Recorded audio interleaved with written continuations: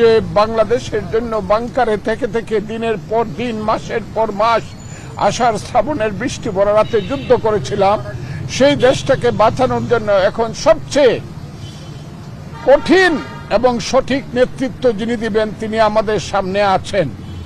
দেশনেত্রী খালেদা জিয়া আল্লাহ তাকে নিয়ে গেছেন, কিন্তু জনাব তারেক রহমান আমাদের সামনে আছেন।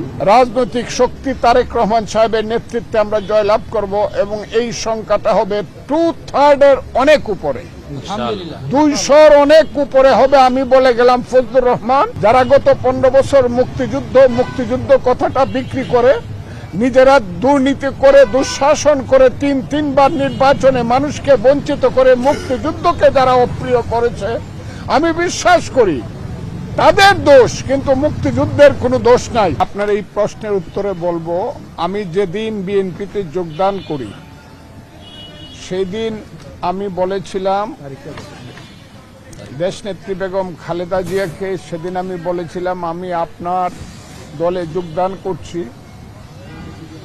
আমি জানি আপনার দলের প্রতিষ্ঠাতা একজন মুক্তিযোদ্ধা, বীরুত্তম সেক্টর কমান্ডার এবং স্বাধীনতা 27শে মার্চ উনি ঘোষণা দিয়েছিলেন, I major Zia do hereby declare the independence of Bangladesh. আমিও নিজে একজন মুক্তিযোদ্ধা এবং মুক্তিযোদ্ধা কমান্ডার। আপনার দলটা ঢিলাঢালা একটা দল, প্ল্যাটফর্মের মতো, কিন্তু আমি মুক্তিযুদ্ধের বাইরে কোনো কথা বলতে পারবো না। সেদিন অনেকেই এখনো জীবিত, উনি চলে গেছেন কিন্তু অনেকেই জীবিত আছেন, তারা জানে। উনি বলেছিলেন অবশ্যই আমি বড় বড় জনসভা অ্যারেঞ্জ করে দিব আর আপনি ঘন্টার পর ঘন্টা সেখানে বক্তব্য রাখবেন মুক্তিযুদ্ধের পক্ষে। যা হোক, উনি মুক্তিযুদ্ধের পক্ষে ছিলেন, শুধু তাই না, মুক্তিযুদ্ধের মধ্যে উনি অনেক ত্যাগ করেছেন। উনার স্বামী তো করেছেন, উনিও একজন মুক্তিযোদ্ধা। আমি মনে করি আজকে এই দেশের যে অবস্থা, 1 জানুয়ারি 2026 নতুন বছরের প্রথম দিনে আমি বিশ্বাস করি যে কারণে 30 লক্ষ মানুষ জীবন দিয়ে, 2 লক্ষ মা বোন ইজ্জত দিয়ে, লক্ষ লক্ষ মুক্তিযোদ্ধা যুদ্ধ করে হাজার বছরের পরাধীন বাঙালি জাতিকে একটা জাতিরাষ্ট্র উপহার দিতে পেরেছিল বা দিয়েছিল। সেই যে বাংলাদেশ, আমার স্বপ্নের মুক্তিযুদ্ধের বাংলাদেশ, যে বাংলাদেশের জন্য বাংকারে থেকে থেকে দিনের পর দিন মাসের পর মাস আষাঢ় শ্রাবণের বৃষ্টি ভরা রাতে যুদ্ধ করেছিলাম, সেই দেশটাকে বাঁচানোর জন্য এখন সবচেয়ে কঠিন এবং সঠিক নেতৃত্ব যিনি দিবেন তিনি আমাদের সামনে আছেন।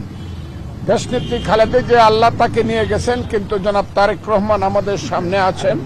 তার শরীরে আগামীতে যিনি নেতৃত্ব দিবেন, তার শরীরে শহীদ প্রেসিডেন্ট জিয়াউর রহমান বীরুত্তম এবং দেশনেত্রী খালেদা জিয়ার রক্ত আছে। সেই বিশ্বাসেই এই দেশের মানুষ তার পিছনে সমবেত হয়েছে এবং বাংলাদেশের জীবনে, পাকিস্তানের জীবনে, ভারতবর্ষের জীবনে সবচেয়ে বড় যে জানাজা আমাদের নেত্রীর নামে হয়েছে সেটা তারই প্রমাণ। আমি আজকে এটাই বলি, নির্বাচন অবশ্যই হওয়া উচিত। কোনো ধরনের চক্রান্তের কারণে, কোনো ধরনের দুর্বলতার কারণে 12ই ফেব্রুয়ারির নির্বাচন বন্ধ হওয়া উচিত নয়।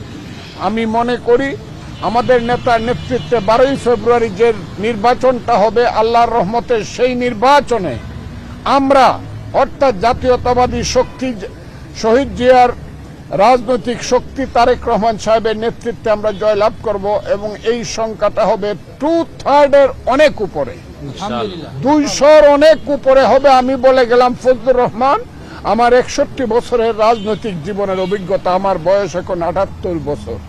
কাজে আমি এই কথাটা আপনাদেরকে বলে গেলেন, এই দেশের স্বাধীনতার পক্ষের শক্তি জয়লাভ করবে।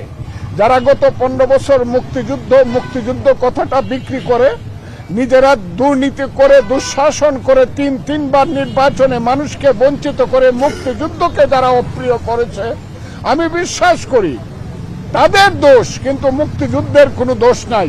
আমরা যারা শহীদ জিয়ার দল করি তারা মুক্তিযুদ্ধের সেই চেতনাকে ফিরিয়ে আনবো, এটাই আজকে আমার কামনা এবং আপনাদের সামনে